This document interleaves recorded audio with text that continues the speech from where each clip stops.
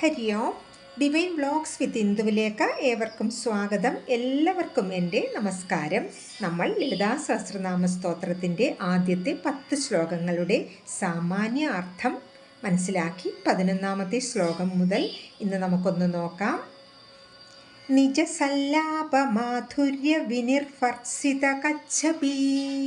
കച്ഛപി അതായത് സരസ്വതി ദേവിയുടെ കയ്യിലുള്ള വീണയാണ് കച്ഛപി. അപ്പോൾ നിജസല്ലാപമാധുര്യ, തൻ്റെ സല്ലാപമാധുര്യത്താൽ സരസ്വതി ദേവിയുടെ കച്ഛപി എന്ന വീണയിൽ നിന്നുയരുന്ന നാദത്തെ പോലും ലജ്ജിപ്പിക്കുന്നു. അത്ര സ്വരമാധുര്യം ദേവിക്കുണ്ട് എന്ന അർത്ഥം.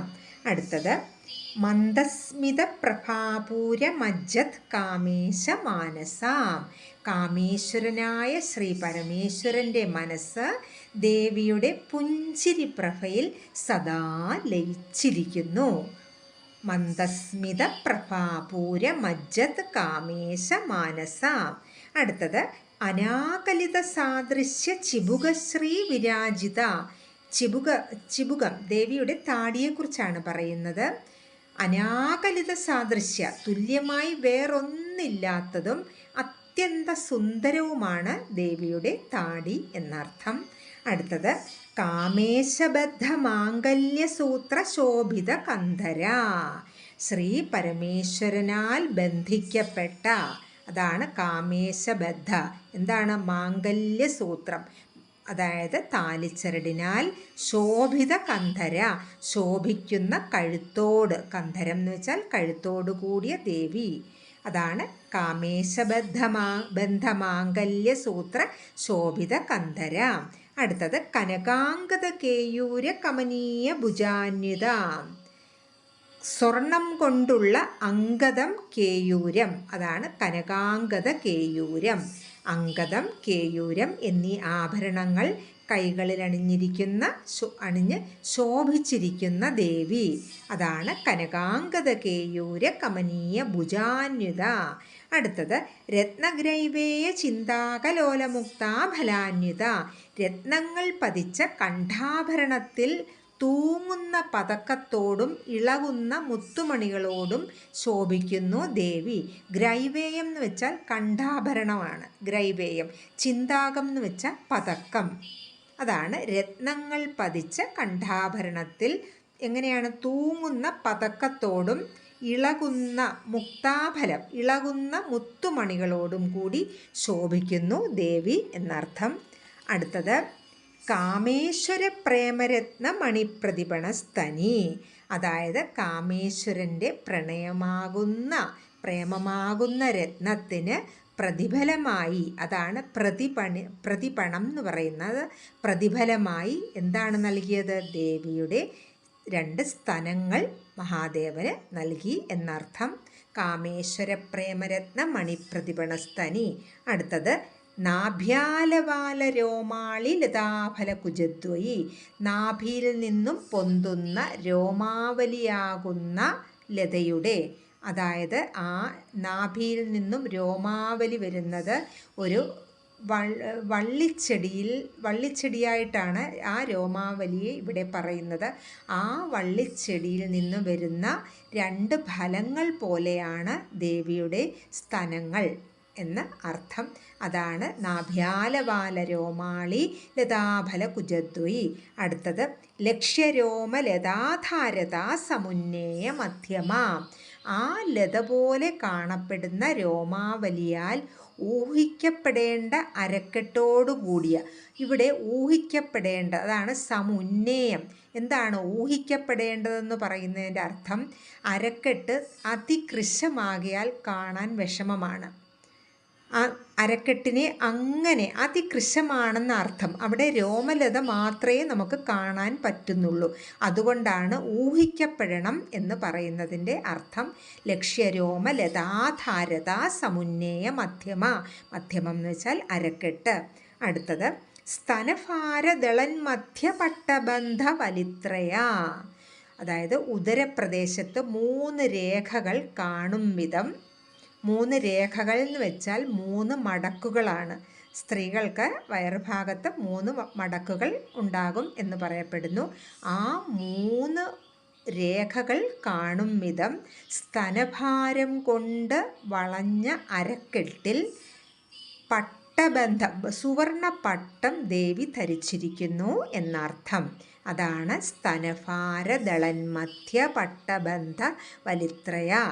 അടുത്തത് അരുണാരുണ കൗസുംഭ വസ്ത്രഭാസ്വത് കടീതടി. കടി ഭാഗം, അതായത് അരക്കെട്ടിൻ്റെ ഭാഗത്ത് ചുവന്ന നിറമുള്ള വസ്ത്രത്താൽ ശോഭിക്കുന്നു. ആ ഒതുങ്ങിയ അരക്കെട്ടിൽ ദേവിയുടെ ചുവന്ന വസ്ത്രം കൊണ്ട് അവിടെ ശോഭിക്കുന്നു എന്നർത്ഥം. അടുത്തത് രത്നകിങ്കിണികാരമ്യ രശനാദാമ ഭൂഷിത. രശനം, അരഞ്ഞാണം. അരഞ്ഞാണത്തിനെ കുറിച്ചാണ് ഇവിടെ പറയുന്നത്. എങ്ങനെയാണ്? രത്നം പതിച്ച കിങ്ങിണികളുള്ള മനോഹരമായ അരഞ്ഞാണം ദേവി ധരിച്ചിരിക്കുന്നു. അടുത്തത് കാമേശജ്ഞാത സൗഭാഗ്യമാർദ്ദവോരുദ്വയാന്യുത. കാമേശജ്ഞാത സൗഭാഗ്യമാർദ്ദവ ഊരുദ്വയാന്യുത. ഊരുദ്വയം എന്ന് വെച്ചാൽ തുടകൾ. എങ്ങനെയാണ്? കാമേശജ്ഞാതം, പരമേശ്വരന് മാത്രം അറിയപ്പെടുന്ന സൗഭാഗ്യ, ഭംഗിയുള്ളതും മാർദ്ദവമുള്ളതുമായ തുടകളാണ് ദേവിക്ക് ഉള്ളത്. അടുത്തത് മാണിക്യമകുടാകാര ജാനുദ്വയ വിരാജിത. ജാനുദ്വയം, കാൽമുട്ടുകൾ എങ്ങനെയുള്ളതാണ്? മാണിക്യമകുടാകാര, മാണിക്യം കൊണ്ടുള്ള കിരീടത്തിൻ്റെ ആകൃതിയിൽ ശോഭിക്കുന്നു. വിരാജിതം, ശോഭിക്കുന്ന കാൽമുട്ടുകളോടുകൂടിയ ദേവി. അടുത്തത് ഇന്ദ്രഗോപ പരിക്ഷിപ്ത സ്മരതൂണാഭജംഘിക. ജംഘിക, കാൽവണ്ണ എങ്ങനെയുള്ളതാണ്? കാമദേവൻ്റെ രത്നം പതിച്ച ആവനാഴി പോലുള്ള കാൽവണ്ണകളോടുകൂടിയ ദേവി. അതാണ് ഇന്ദ്രഗോപ പരിക്ഷിപ്ത സ്മരതൂണാഭജംഘിക. അടുത്തത് ഗൂഢഗുൽഭ, അതായത് ഗുൽഭം എന്ന് വെച്ചാൽ മറഞ്ഞിരിക്കുന്ന, കാഴ്ചയിൽ നിന്നും മറഞ്ഞിരിക്കുന്ന ഞെരിയാണികളോടുകൂടിയ ദേവി. അവിടെ മറഞ്ഞിരിക്കുകയാണ്. അത് കാരണം സാരി താഴെ വരെ കിടക്കുന്നത് കൊണ്ട് അവിടെ മറഞ്ഞിരിക്കുന്നു എന്ന് പറയുന്നു. അതാണ് ഗൂഢഗുൽഭ.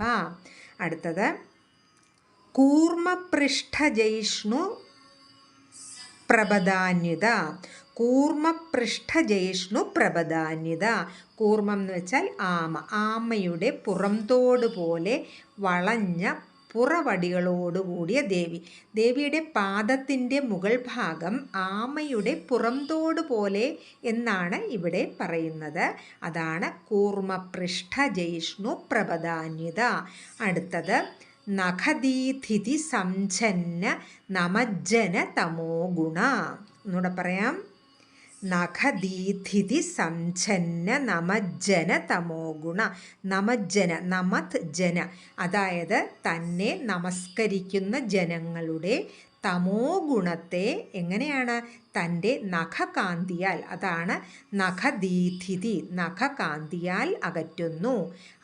അതായത് ഇവിടെ തമസെന്ന് പറയുന്നത് അജ്ഞാനം എന്ന അർത്ഥമെടുത്താൽ മതി. ദേവിയെ നമസ്കരിക്കുന്ന ഭക്തജനങ്ങളുടെ തമോ ഗുണത്തെ ദേവി തൻ്റെ നഖകാന്തിയാൽ അകറ്റുന്നു. അടുത്തത് പദദ്വയ പ്രഭാജാല പരാകൃത സരോരുഹ. താമരപ്പൂക്കളെ പോലും നാണിപ്പിക്കുന്ന വിധം ശോഭയോടുകൂടിയ കാൽത്താരിണ. ദേവിയുടെ കാലുകൾ ചെന്താമരപ്പൂക്കളേക്കാൾ അധികം മനോഹരമാണ്. അതാണ് പദദ്വയം, 2 പാദങ്ങളും പദദ്വയ പ്രഭാജാല പരാകൃത. പരാകൃത എന്ന് വെച്ചാൽ ആ താമരപ്പൂക്കളെ പോലും പരാജയപ്പെടുത്തുന്നു, നാണിപ്പിക്കുന്നു എന്ന അർത്ഥം. അത്ര മനോഹരമാണ് കാലുകൾ. അടുത്തത് ശിഞ്ചാന മണിമഞ്ചീര മണ്ഡിത ശ്രീപദാംബുജ. ശിഞ്ചാന മണിമഞ്ചീര, കിലുങ്ങുന്ന മണിച്ചിലമ്പുകളാൽ അലങ്കൃതമായ പാതാരവിന്ദങ്ങളോടുകൂടിയ ദേവി. ദേവിയുടെ പാതാരവിന്ദങ്ങൾ അത്ര മനോഹരമാണ് എന്നർത്ഥം. നമ്മൾ ഇന്ന് 20ാമത്തെ ശ്ലോകം വരെ പറഞ്ഞിട്ടുണ്ട്. ഏവർക്കും മനസ്സിലായി കാണുമെന്ന് വിശ്വസിക്കുന്നു. എന്തഭിപ്രായമുണ്ടെങ്കിലും കമൻറ്റിൽ രേഖപ്പെടുത്തുക. ബാക്കി ഭാഗങ്ങൾ അടുത്ത വീഡിയോയിൽ അപ്ലോഡ് ചെയ്യുന്നതായിരിക്കാം. എല്ലാവർക്കും നമസ്കാരം. ഹരി ഓം.